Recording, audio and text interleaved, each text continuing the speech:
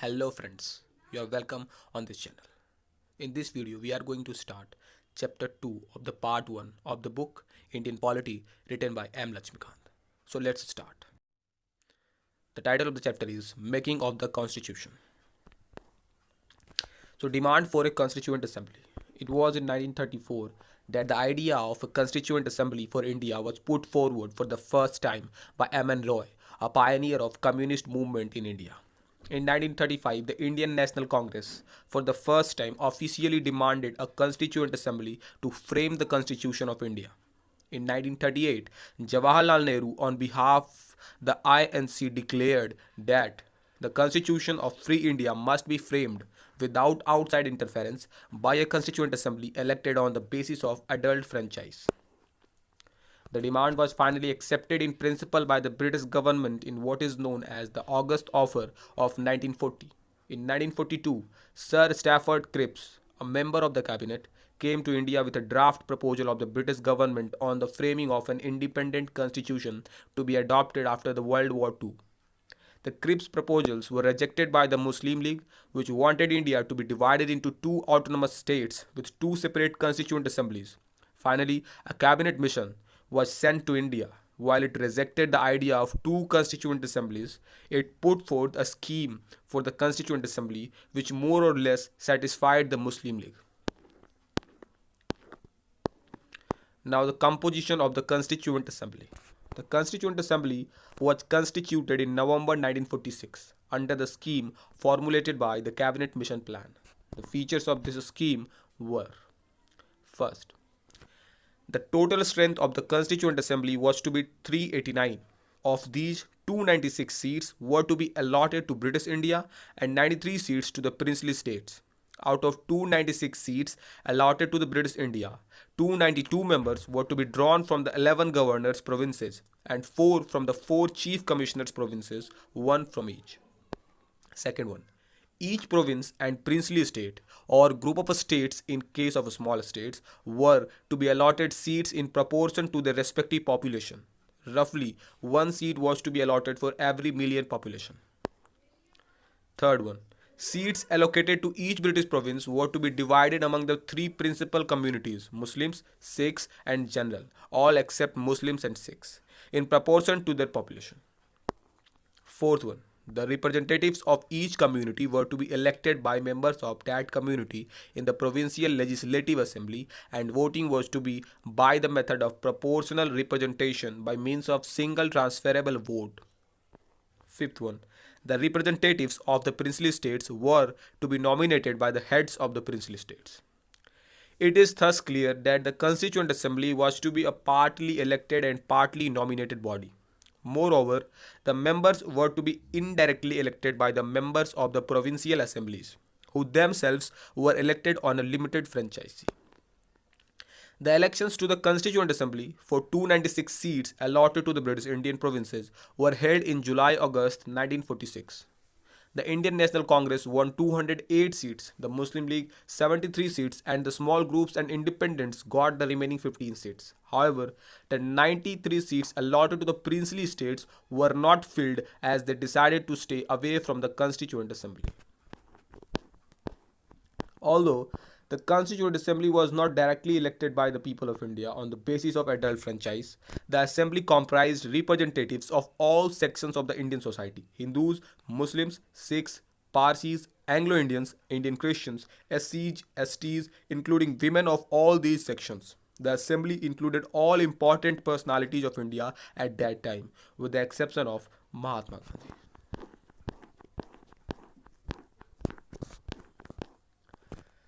Now, working of the Constituent Assembly. The Constituent Assembly held its first meeting on December 9, 1946. The Muslim League boycotted the meeting and insisted on a separate state of Pakistan. The meeting was thus attended by only 211 members. Dr. Sachidanand Sinha, the oldest member, was elected as the temporary president of the assembly following the French practice. Later, Dr. Rajendra Prasad was elected as the president of the assembly. Similarly, both H.C. Mukherjee and V.T. Krishnamachari were elected as the vice presidents of the assembly. In other words, the assembly had 2 vice presidents. Now, the objectives resolution. On December 13, 1946, Jawaharlal Nehru moved the Historic Objectives Resolution in the Assembly. It laid down the fundamentals and philosophy of the constitutional structure it read. First one. This Constituent Assembly declares its firm and solemn resolve to proclaim India as an independent sovereign republic and to draw for her future governance a constitution.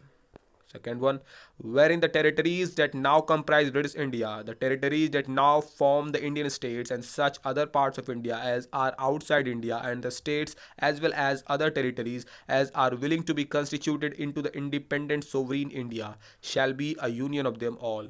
And third one, wherein the said territories, whether with their present boundaries or with such others as may be determined by the Constituent Assembly, and thereafter according to the law of the Constitution, shall possess and retain the status of autonomous units together with residuary powers, and exercise all powers and functions of government and administration save and except such powers and functions as are vested in or assigned to the union or as are inherent or implied in the union or resulting therefrom. And fourth one, wherein all power and authority of the sovereign independent India, its constituent parts and organs of government are derived from the people. And fifth one, wherein shall be guaranteed and secured to all the people of India justice, social, economic, and political, equality of the status of opportunity and before the law, freedom of thought, expression, belief, faith, worship, vocation, association, and action, subject to law and public morality. And sixth, wherein adequate safeguards shall be provided for minorities, backward and tribal areas, and depressed and other backward classes. And seventh, whereby shall be maintained the integrity of the territory of the republic and its sovereign rights on land, sea, and air according to justice and the law of civilized nations. And eighth one, this ancient India attains its rightful and honored place in the world and makes its full and willing contribution to the promotion of world peace and the welfare of mankind. This resolution was unanimously adopted by the Assembly on January 22, 1947. It influenced the eventual shaping of the Constitution through all its subsequent stages. Its modified version forms the preamble of the present Constitution. Now, changes by the Independence Act. The representatives of the princely states who had stayed away from the Constituent Assembly gradually joined it. On April 28, 1947, representatives of the 6 states were part of the Assembly.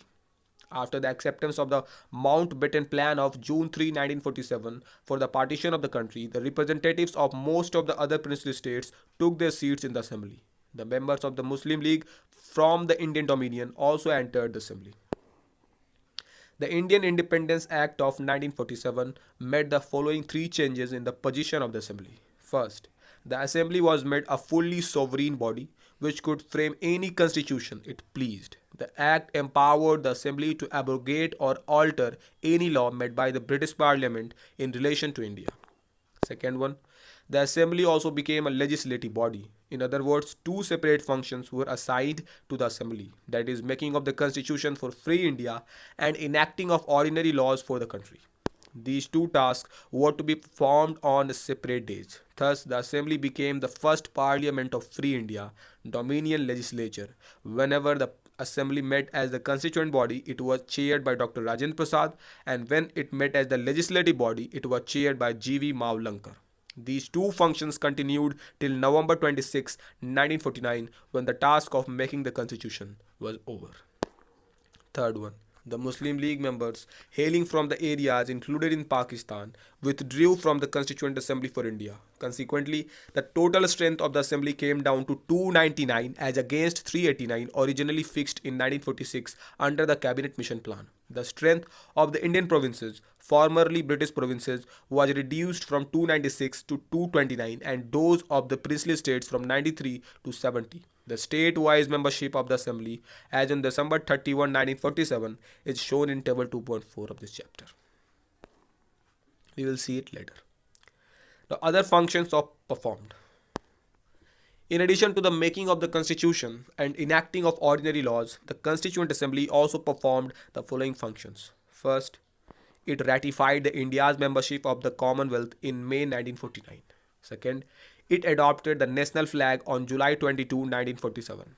Third, it adopted the national anthem on January 24, 1950. Fourth, it adopted the national song on January 24, 1950. Fifth, it elected Dr. Rajendra Prasad as the first President of India on January 24, 1950. In all, the Constituent Assembly had 11 sessions over 2 years, 11 months, and 18 days. The constitution makers had gone through the constitutions of about 60 countries, and the draft constitution was considered for 114 days. The total expenditure incurred on making the constitution amounted to 64 lakhs rupees. On January 24, 1950, the Constituent Assembly held its final session. It, however, did not end and continued as the Provisional Parliament of India from January 26, 1950 till the formation of new parliament after the first general elections in 1951-1952.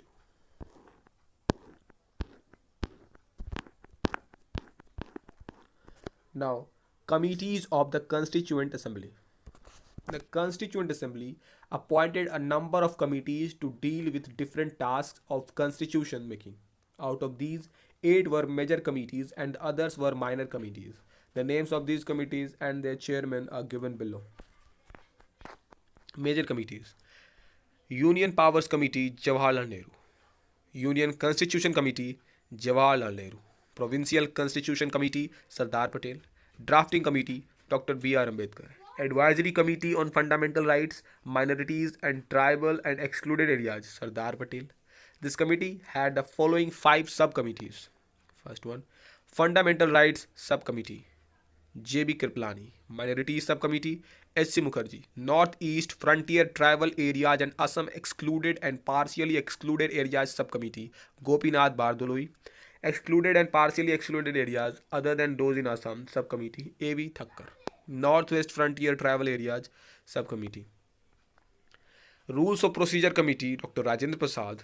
States Committee, Committee for Negotiating with States, Jawaharlal Nehru. Steering Committee, Dr. Rajendra Prasad. Minor Committees: Finance and Staff Committee, Dr. Rajendra Prasad. Credentials Committee, Aladi Krishnaswamy Iyer. House Committee, B. Pattabi Sitaramaiah. Order of Business Committee, Dr. K. M. Munshi. Ad Hoc Committee on the National Flag, Dr. Rajendra Prasad. Committee on the Functions of the Constituent Assembly, G.B. Mavalankar.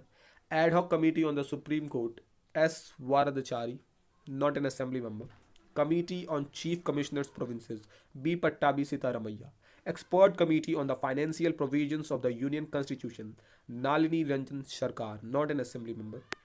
Linguistic Provinces Commission, S.K. Dar, not an assembly member. Special Committee to examine the draft constitution, Jawaharlal Nehru. Press Gallery Committee, Usha Nath Sen. Ad Hoc Committee on Citizenship, S. Varadachari, not an assembly member.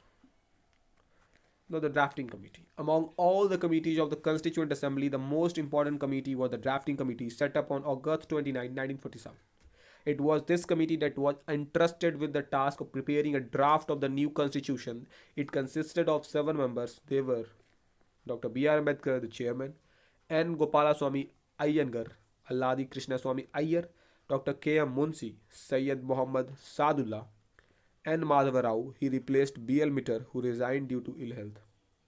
T.D. Krishnamachari. He replaced D.P. Khaitan, who died in 1948.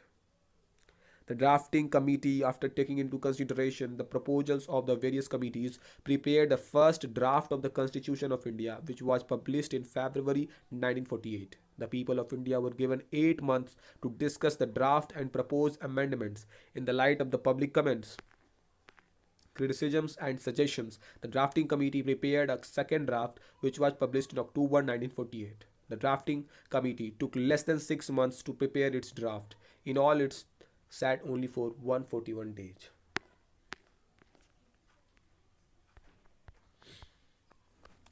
The enactment of the Constitution. Dr. B. Ambedkar introduced the final draft of the Constitution in the Assembly on November 4, 1948, first reading. The Assembly had a general discussion on it for 5 days, till November 9, 1948. The second reading, clause by clause consideration, started on November 15, 1948 and ended on October 17, 1949. During this stage, as many as 7653 amendments were proposed and 2473 were actually discussed in the Assembly. The third reading of the draft started on November 14, 1949. Dr. B. Ambedkar moved a motion, the Constitution as settled by the Assembly be passed. The motion on draft constitution was declared as passed on November 26, 1949 and received the signatures of the members and the president. Out of a total 299 members of the assembly, only 284 were actually present on that day and signed the constitution. This is also the date mentioned in the preamble as the date on which the people of India in the Constituent Assembly adopted, enacted, and gave to themselves this constitution. The Constitution, as adopted on November 26, 1949, contained a preamble, 395 articles, and 8 schedules. The preamble was enacted after the entire Constitution was already enacted. Dr. B. Ambedkar, the then law minister, piloted the draft constitution in the assembly. He took a very prominent part in the deliberations of the assembly. He was known for his logical, forceful, and persuasive arguments on the floor of the assembly. He is recognized as the father of the Constitution of India. This brilliant writer, constitutional expert, undisputed leader of the scheduled caste, and the chief architect of the Constitution of India is also known as Modern Manu. Now, the enforcement of the Constitution. Some provisions of the Constitution pertaining to citizenship, elections, provisional parliament, temporary and transitional provisions, and short title contained in Article 5, 6, 7, 8, 9, 60, 324, 366, 367, 379, 380, 388, 391, 392, and 393 came into force on November 26, 1949 itself. The remaining provisions, the major part of the Constitution, came into force on January 26, 1950. This day is referred to in the Constitution as the date of its commencement and celebrated as the Republic Day. January 26 was specifically chosen as the date of commencement of the Constitution because of its historical importance. It was on this day in 1930 that Purna Swaraj Day was celebrated following the resolution of the Lahore session December 1929 of the Indian National Congress. With the commencement of the Constitution, the Indian Independence Act of 1947 and the Government of India Act of 1935, with all enactments amending or supplementing the latter act, were repealed. The abolition of Privy Council Jurisdiction Act 1949 was, however, continued. Now, Experts Committee of the Congress. While elections to the Constituent Assembly were still in progress, on July 8, 1946, the Congress Party, Indian National Congress, appointed an experts committee for the purpose of preparing material for the Constituent Assembly. This committee consisted of the following members: Jawaharlal Nehru, Chairman; M. Asaf Ali, K. M. Munshi, N. Gopalaswamy Iyengar, K. T. Shah, D. R. Gadgil, Humayun Kabir, K. Santhana. Later on the chairman's proposal, it was resolved that Krishna Kripalani be co-opted as member and convener of the committee. The committee had two sittings, the first at New Delhi from July 20 to 22, 1946, and the second at Bombay from August 15 to 17, 1946. Apart from a number of notes prepared by its members, the committee discussed the procedure to be adopted by the Constituent Assembly, the question of the appointment of various committees, and the draft of a resolution on the objectives of the Constitution to be moved during the first session of the Constituent Assembly. On the role played by this committee in the making of the Constitution, Granville Austin, a British constitutional expert, observed, "It was the Congress Experts Committee that set India on the road to her present Constitution. The committee members, working within the framework of the Cabinet Mission Scheme, made general suggestions about autonomous areas, the powers of provincial governments and the centre, and about such issues as the princely states and the amending power. They also drafted a resolution closely resembling the objectives resolution." Now, criticism of the Constituent Assembly. The critics have criticized the Constituent Assembly on various grounds. These are as follows. First one, not a representative body. The critics have argued that Constituent Assembly was not a representative body as its members were not directly elected by the people of India on the basis of universal adult franchising. Second, not a sovereign body. The critics maintain that the Constituent Assembly was not a sovereign body as it was created by the proposals of the British government. Further, they said that the Assembly held its sessions with the permission of the British government. Third, time consuming. According to the critics, the Constituent Assembly took unduly long time to make the Constitution. They stated that the framers of the American Constitution took only 4 months to complete their work. In this context, Najiruddin Ahmed, a member of the Constituent Assembly, coined a new name for the drafting committee to show his contempt for it. He called it a drifting committee. Fourth, dominated by Congress. The critics charged that the Constituent Assembly was dominated by the Congress Party. Granville Austin, an American constitutional expert, remarked the Constituent Assembly was a one party body in an essentially one party country. The Assembly was the Congress and the Congress was India. Fifth, lower politician domination. It is also maintained by the critics that the Constituent Assembly was dominated by lawyers and politicians. They pointed out that the other sections of the society were not sufficiently represented. This to them is the main reason for the bulkiness and complicated language of the Constitution. Sixth, dominated by Hindus. According to some critics, the Constituent Assembly was a Hindu dominated body. Lord Viscount Simon called it a body of Hindus. Similarly, Winston Churchill commented that the Constituent Assembly represented only one major community in India. Now some important facts. First, elephant was adopted as the seal of the Constituent Assembly. Second, Sir B. N. Rao was appointed as the constitutional advisor, legal advisor to the Constituent Assembly. Third, H.V.R. Iyengar was the secretary to the Constituent Assembly. Fourth, S.N. Mukherjee was the chief draftsman of the Constitution in the Constituent Assembly. Fifth one, Prem Bihari Narayan Rajada was the calligrapher of the Indian Constitution. The original Constitution was handwritten by him in a flowing italic style. The original version was beautified and decorated by artists from Shantiniketan including Nandalal Bose and Beohar Ram Manohar Sinha. 7. Beonar Ram Manohar Sinha illuminated, beautified and ornamented the original preamble calligraphed by Prem Bihari Narayan Rajada. 8th, the calligraphy of the Hindi version of the original Constitution was done by Vasant Krishan Vaidya and elegantly decorated and illuminated by Nandalal Bose. Now Hindi text of the Constitution. Originally, the Constitution of India did not make any provision with respect to an authoritative text of the Constitution in the Hindi language. Later, a provision in this regard was made by the 58th Constitutional Amendment Act of 1987. This amendment inserted a new Article 394A in the last part of the Constitution, that is Part 22. This article contains the following provisions. First, the President shall cause to be published under his authority the translation of the Constitution in Hindi language, the modifications which are necessary to bring it in conformity with the language, style and terminology adopted in the authority text of the central acts in Hindi can be made in it. All the amendments of the Constitution made before such publication should be incorporated in it. The translation in Hindi of every amendment of the Constitution made in English. Second, the translation of the Constitution and its every amendment published shall be construed to have the same meaning as the original text in English. If any difficulty arises in this matter, the President shall cause the Hindi text to be revised and suitably. Third, the translation of the Constitution and its every amendment published shall be deemed to be, for all purposes, its authoritative text in Hindi. Here are some tables. You can see it. Second table, third table,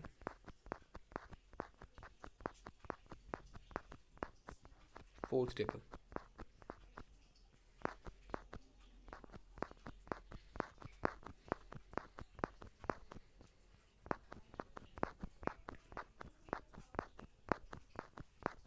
fifth table, sixth, seventh. So with this our chapter ends. In the next video we will read the next chapter. So till then, listen to the audiobooks and study well. With this I depart. Thank you.